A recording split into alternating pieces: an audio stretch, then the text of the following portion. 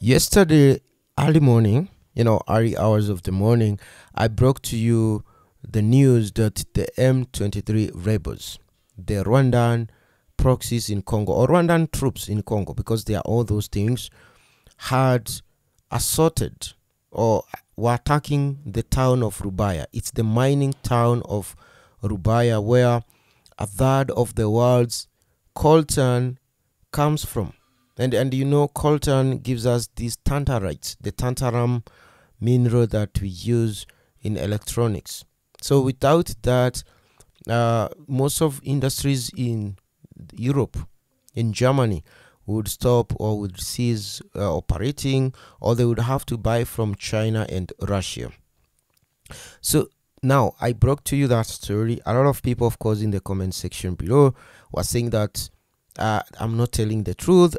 In fact, Congolese people who have always thought that we are on the same side accused me of being a Rwandan agent for the first time. But I understand. Usually, among the huge group, there are usually those people with the limited mental capacity who never think when they comment. But what I said is that I got text messages and WhatsApp images, or other confirmation from people in Rubaya, people who are journalists, independent journalists there. And they gave me the information, and that's what I used to make that video. Now, today, almost every newspaper in the world is talking about it. Now, look, this is the East African, and they are saying M23 rebels claim control of Congo's coltan mining town of Rubaya or Rubaya. Now, you go to the BBC. The BBC, they actually say they are not claiming. Yes, it's like they are sure. They're saying it has been taken. So they say key mining town seized, Congo rebels. And when you read the story, it goes that a town at the heart of mining coltan. You can see that here. Let me try to zoom it in for you. Because of the size of the screen, some of you may not be seeing that. A town at the heart of mining coltan, a key ingredient in making mobile phones, has been seized in the Eastern Democratic Republic of Congo by rebel forces, their spokesman has said. Now, remember, BBC is a government controlled by the UK. Previously, they used to say by Rwandan Backed M23 Rebels, but now they've removed the name Rwandan Backed. They want to tell us these are rebels, basically rebels, because of the UK Rwanda deal on migrants. So they're trying to always report what Paul Kagame would want them to report. So they say Rubaya fell into the hands of the M23 fighters on Tuesday, following heavy crashes with government troops. So the truth is there were no government troops there, and I'm telling you this. So there was this smaller rebel group made up of Hutus, mostly Hutus, and a bit of the Hunde people, Bahunde, which the Hutus and Bahunde are cousins. They are cousins. They even speak almost the same language. So this group is called Padeko FF. Padeko FF. It came out of another group called Codeco, which is also a group that controls the Rubaya mines. Actually, Codeco mines there, has their own mines. It's different hills that they extract this mineral. So that's what happened. And it happened the same day, according to BBC, the President Emmanuel Macron of France called on neighboring Rwanda to stop or to hold its support for M23 rebel groups. Now, I don't know whether the European lack the information, the intelligence information, or they usually also are part of the game to dupe the world. The other day, French intelligence were the ones confirming that M23 are actually Rwandan troops. They even confirmed the surface-to-air missile system that was in Mweso, it was actually going to Mweso, right? they confirmed it as being owned by Rwanda, which was a clear indication that M23 are Rwandan troops. Now today, the same president is saying stop supporting M23 rebel, instead of saying stop sending your troops to Congo, because that's what Rwanda is saying. And it's, you see, they have double standards. When you go to Russia, Ukraine, they have a way they report things. When you come to this side, there's another way they want us to hear the story. So the president should just go ahead and say that Rwanda is sending their troops to Congo and they should stop doing that. The same day, that president of Congo was to have talks with Congo's president, who at the time, that is yesterday, was in Paris, Paris, the capital of France, to meet the president of France. So he also, in that speech, he said the only troops that should be armed in Congo are only FRDC, the Congolese army troops. So we don't know what he meant by that. Of course, we know the only troops that should be armed on the Congolese soil should be Congolese troops. Of course, Rwanda says the M23 are Congolese, so we don't know. Now, the other newspaper is the Telegram. It's from the UK. It's a British newspaper. It says Congo rebel group M23 seizes mining town crucial for supply of smartphone minerals. Now, if you look at most of the reporting, they don't fail to mention the words like crucial supply of smartphone minerals. To them, the capturing of this city is not about the people who are going to be killed by these Rwandan murderers, because that's what they were doing in Rutshuru. To them, they are more interested in, we are going to miss minerals that are key to making our iPhones.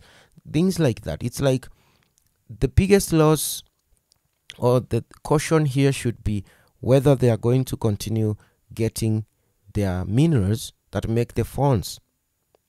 So that's the only problem there. The crisis for them is that one.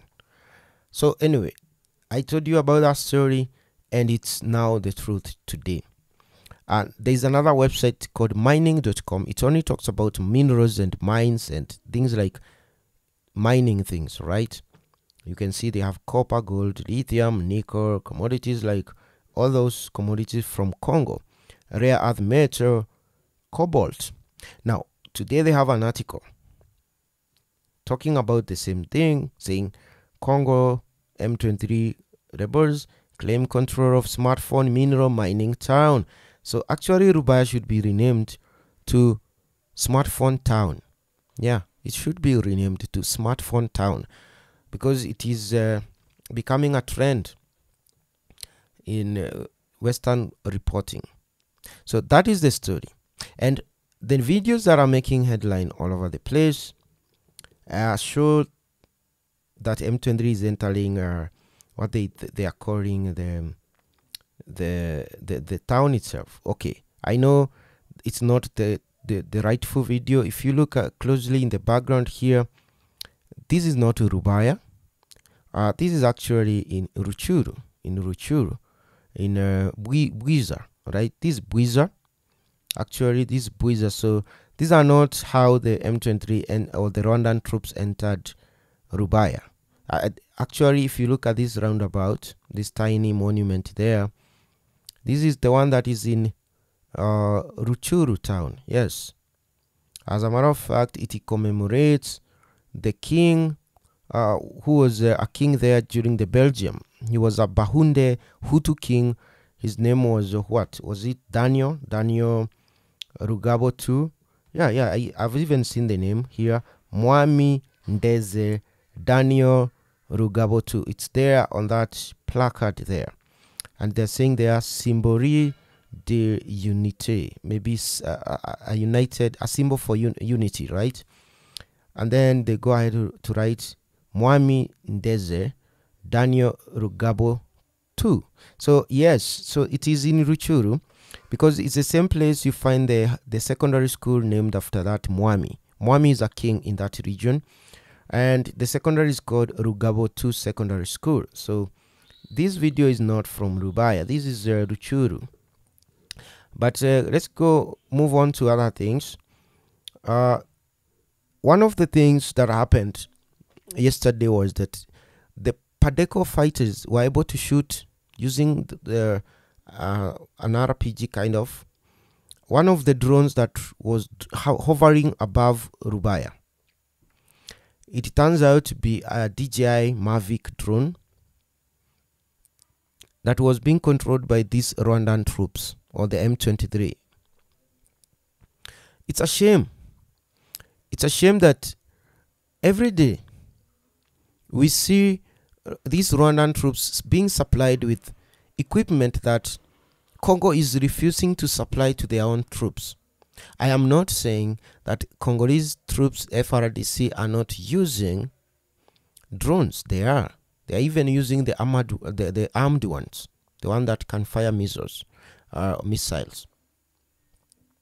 But every tiny battalion should have at least a DJI drone, those tiny ones. And I know maybe Congo had supplied them, but they get stolen by the same troops and maybe end up being sold to the M23. You know, they are sold in Goma to someone who is a civilian. The civilian sells it to another guy. Then this guy drives it up Rumangabo Road to sell it to Uganda. Maybe they sell it in Bunagana town, and then M23 buys it there and they own it. It goes back to the same place to be used to help M23 to capture more territory, when the Congolese army that had been supplied this equipment stole them and sold them to the black market. It happens. I've seen guns that were not captured in battle, but they were bought by the M23 through black market. There in Goma, there is a huge black market of certain equipment. There are these equipment we call, what do we call these? Let's call them the infrared, the IIR, right? Infrared spotting equipment.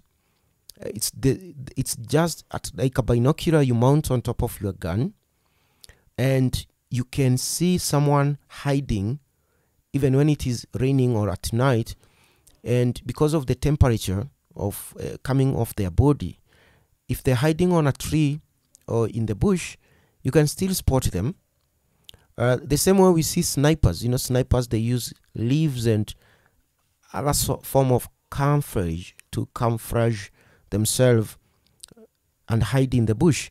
But when you use this spotting equipment, you can see them because of the heat coming off their body. So you can see a sniper a kilometer away using that tiny mountable red spot gadget, right?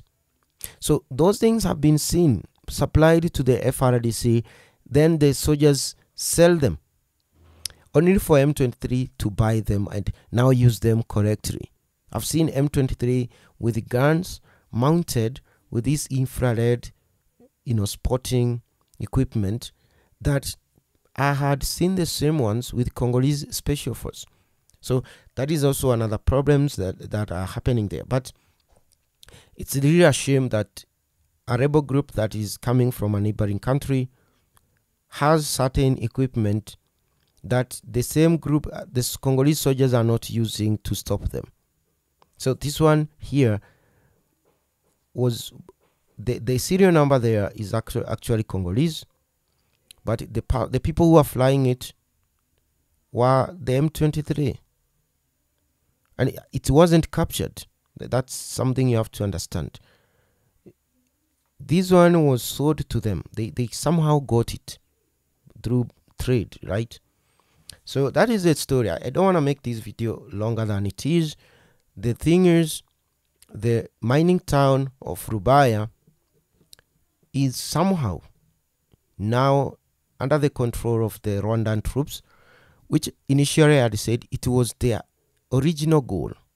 Because what Felix Tshisekedi did when he came to power in the year 2000 and in 2020, he stopped the flow of minerals to Rwanda. That was the biggest mistake maybe he made. And Rwanda had planned to construct this, we can call it like a business, a free trade area, right? Called so they had a plan to build the largest coltan processing and refinery center in a free trade area called what was this airport they were constructing. So they were constructing it. That's what I'm trying to say. Next to it, there were other projects that were taking place, one of them being an airport. And when Congo stopped the flow of minerals, the countries that were supposed to bankroll those projects and get paid in these coltan minerals stopped, one of them being Qatar. Qatar pulled out of those projects, right?